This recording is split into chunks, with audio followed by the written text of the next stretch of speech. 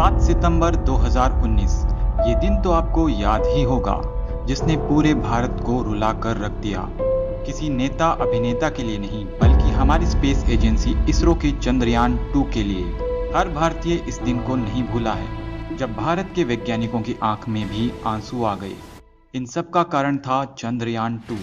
हम जानते हैं कि चंद्रयान 2 मिशन में भारत सफल होने के करीब ही था कि अचानक चांद के करीब पहुंचते ही विक्रम लैंडर का संपर्क टूटने की वजह से विक्रम लैंडर चांद के साउथ पोल पर जाकर गिर गया था और अचानक चंद्रयान 2 मिशन पूरा होते होते रह गया। विक्रम लैंडर में होने वाले किसी सॉफ्टवेयर ग्लिच की वजह से उस समय जैसे ही चंद्रयान 2 चंद्रमा की सतह से मात्र 2 किलोमीटर ऊपर था, तभी संपर्क टूटने की वजह से लैंडर अपने प्रेडिक्टेड पाथ से भटक गया था और सॉफ्ट लैंडिंग नहीं हो पाई। ये सॉफ्ट लैंडिंग इतनी पेचीदा चीज है कि इसी वजह से चंद्रयान 2 मिशन से कुछ महीने पहले ही इजराइल स्पेस एजेंसी के 12 शीट लैंडर के साथ भी यही हुआ था। यह चांद की सतह से मात्र 5 मीटर ऊपर ही था कि अचानक इसका संपर्क टूट गया और इंजन बंद हो गई और यह चांद पर गिर गया। वहीं जापानी स्पेस एजेंसी के होकोटो आर लैंडर का भी कुछ यही हाल हुआ था। ऐसे में हम देख सकते हैं कि चांद की सतह पर सॉफ्ट लैंडिंग करना कितना मुश्किल काम है। लेकिन अपनी पिछली मिशन की गलतियों से सीखकर इसरो ने चंद्रयान 3 के साथ इस बार फिर से कमबैक किया है और सब कुछ ठीक रहा तो इसी महीने 13 जुलाई को इसरो चंद्रयान 3 को लॉन्च करेगा। और अगर भारत इस मिशन में सफल रहा तो चांद पर सॉफ्ट लैंडिंग करने वाले देशों में भारत चौथे नंबर पर होगा, क्योंकि अब तक मात्र 3 देशों की स्पेस एजेंसी यूएस, रशिया और चाइना ने ही चांद पर सॉफ्ट लैंडिंग को अंजाम दिया है और इस बार पूरी दुनिया की नज़रें भारत के इस मिशन पर गड़ी है। ऐसे में भारत के इस मिशन का सक्सेसफुल होना काफ़ी ज़रूरी हो जाता है। तो चलिए जानते हैं क्या है ये मिशन और किस तरह इसरो चंद्रयान 3 को अंजाम देगा। चंद्रयान 3 भारतीय स्पेस एजेंसी इसरो का प्रोजेक्ट है, जिसे कंप्लीट करने में कुल 600 करोड़ का खर्च आया है। यानी आदि पुरुष मूवी के बजट में इसरो ने चंद्रयान 3 को बना दिया है। चंद्रयान 3 का मेन ऑब्जेक्टिव है चंद्रमा की फार साइड यानी साउथ पोल, यानी चांद का वो हिस्सा जिसे हम पृथ्वी से नहीं देख पाते, वहां चंद्रयान 3 को भेजना और वहां पर कम से कम 14 दिन तक कई साइंटिफिक एक्सपेरिमेंट्स को कंडक्ट करना। अब तक चांद के इस साउथ पोल पर मात्र एक ही सक्सेसफुल मिशन हो पाया है, जिसे चीन के चैंग ई4 ने किया है और इसने चांद के फार साइड में पानी होने के भी सबूत दिए हैं। चंद्रयान 3 भी साउथ पोल को एक्सप्लोर करके नई डिस्कवरीज को अंजाम देगा। चांद का साउथ पोल अभी तक सबसे कम एक्सप्लोर किया गया है। यहाँ पर काफ़ी मात्रा में माउंटेन्स होने के चांसेस हैं। ये माउंटेन्स पास्ट में हुए एस्टेरॉयड इम्पैक्ट्स की वजह से चांद पर बने हैं। साउथ पोल पर मौजूद क्रेटर्स में फ्यूचर में मून कॉलोनीज बनाई जाएंगी और ऐसा करने के लिए चांद के साउथ पोल की स्टडी करनी होगी। लेकिन इस साउथ पोल पर जाना काफ़ी मुश्किल भरा काम है।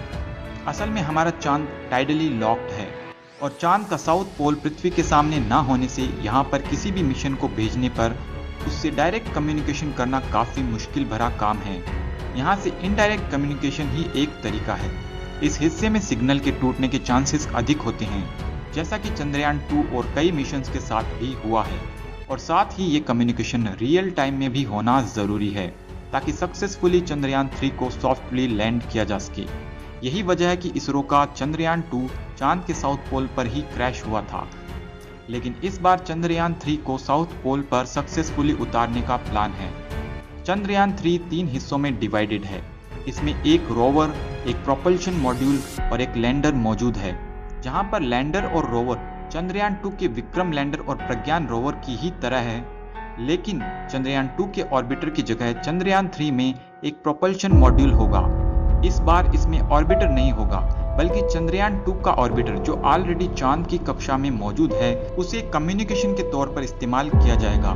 चंद्रयान 3 का प्रोपल्शन मॉड्यूल एक बॉक्स लाइक स्ट्रक्चर होगा और इसके साइड में सोलर पैनल्स लगाए गए हैं और इसके ऊपर सिलिंड्रिकल स्ट्रक्चर है, जिसे इंटर मॉड्यूल अडेप्टर कोन कहा जाता है। ये प्रोपल्शन मॉड्यूल पहले चंद्रयान 3 को अर्थ ऑर्बिट में लॉन्च करेगा और फिर अर्थ ऑर्बिट से लूनर ऑर्बिट में और फाइनली लूनर ऑर्बिट से लैंडर को लॉन्च करेगा। और फाइनली इसके बाद प्रज्ञान रोवर चंद्रयान 2 के ऑर्बिटर के माध्यम से ग्राउंड कंट्रोल से कम्युनिकेट करेगा। इसके बाद इसमें है लैंडर, जो कि एक क्यूब शेप में है और जिस पर 4 लेग्स मौजूद है, जो लैंडिंग के वक्त इसे सपोर्ट कर सके।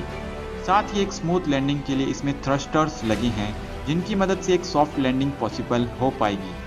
इस लैंडर का भार करीब 7500 किलोग्राम है, यानी इतनी भारी चीज अगर चांद से जाकर टकराती है तो समझ लीजिए उसका क्या हाल होगा। हालांकि चांद की ग्रेविटी धरती से 6 गुना कम है।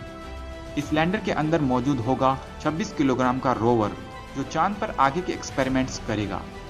इसे लगातार ऑपरेट करने के लिए इसमें लगे हैं सोलर पैनल्स। चंद्रयान 3 के इस मिशन में सबसे मुश्किल काम है चांद की सतह पर सफलतापूर्वक लैंडिंग करना। इस बार चंद्रयान 2 मिशन की तरह कोई मिस हैपनिंग ना हो, इसलिए चंद्रयान 3 में कई एक्स्ट्रा फीचर्स भी ऐड किए गए हैं। जैसे कि चंद्रयान 3 में 2 कैमरास लगाए गए हैं, जबकि चंद्रयान 2 में एक ही कैमरा था। और चंद्रयान 3 चंद्रयान 2 की बजाय और ज्यादा रोबस्ट होगा। साथ ही चंद्रयान 3 का कम्युनिकेशन सिस्टम पहले से ज्यादा इम्प्रूव्ड है। इसके एल्टीट्यूड यानी ऊंचाई को कंट्रोल करने के लिए रिएक्शन व्हील का यूज किया गया है। कम्युनिकेशन के लिए एक एक्स बैंड एंटीना यूज किया जाएगा जो हमें डीप स्पेस नेटवर्क से जोड़े रखेगा। इस लैंडर में प्रज्ञान रोवर भी मौजूद होगा जिसे एक रैंप की सहायता से चांद की सतह पर डिप्लॉय किया जाएगा। प्रज्ञान रोवर 6 पहियों पर माउंटेड एक रेक्टेंगुलर चेसिस होगी जिसमें कई कैमरास लगाए गए हैं। इसे कंटिन्यूस काम करने के लिए सोलर पैनल्स और डेटा ट्रांसफर के लिए कुछ एंटीना भी इस पर लगाए गए हैं। इस लैंडर में एक और इंस्ट्रूमेंट है जिसका नाम है चेस्ट यानी चंद्रा सरफेस थर्मोफिजिकल एक्सपेरिमेंट, जिसका काम होगा चांद की सरफेस की थर्मल प्रॉपर्टीज का एनालिसिस करना। चांद पर होने वाली सीस्मिक एक्टिविटी यानी भूकंप को मापने के लिए ILSE यानी instrument for lunar seismic activity भी इसमें मौजूद होगा। लैंडर में passive laser retro reflector array भी मौजूद होगा जो कि इसरो को नासा द्वारा प्रोवाइड किया गया है। इसका यूज अर्थ और मून की प्रिसाइज डिस्टेंस मेजरमेंट करने के लिए होगा। लैंडर में मौजूद 2 अन्य इंस्ट्रूमेंट LIB स्पेक्ट्रोस्कोप और AP एक्सरे स्पेक्ट्रोमीटर जो चांद की मिट्टी और लोकल सरफेस को स्टडी करेंगे। इस बार प्रोपल्शन मॉड्यूल में एक नए इंस्ट्रूमेंट स्पेक्ट्रोपोलरिमेट्री ऑफ हैबिटेबल प्लैनेट यानी शेप को भी इंट्रोड्यूस किया गया है जो चांद के ऑर्बिट में रहकर अर्थ को स्टडी करेगा। इसके डेटा का यूज होगा पृथ्वी जैसे ग्रहों को ढूंढने के लिए ताकि पृथ्वी की तरह सोलर सिस्टम से बाहर मौजूद एक्सोप्लैनेट्स की खोज की जा सके। चंद्रयान मिशन की वजह से जो डेटा हमें मिलेगा उसकी मदद से स्पेस एजेंसीज चांद पर कॉलोनीज बना पाएगी, क्योंकि चांद पर कॉलोनीज बनाने से चांद पर मौजूद रेयर अर्थ एलिमेंट्स जैसे हीलियम 3 का यूज किया जा सकता है। फर्दर रिसर्च एंड एक्सपेरिमेंट्स किए जा सकते हैं और फ्यूचर स्पेस मिशन को अंजाम देना आसान होगा। साथ ही हो सकता है कि चांद को भी फ्यूचर में एक टूरिस्ट डेस्टिनेशन के तौर पर यूज किया जा सके। तो फ्रेंड्स, मुझे लगता है इस बार 99% चांसेस है कि चंद्रयान 3 सफलतापूर्वक चांद की सतह पर लैंड कर पाएगा।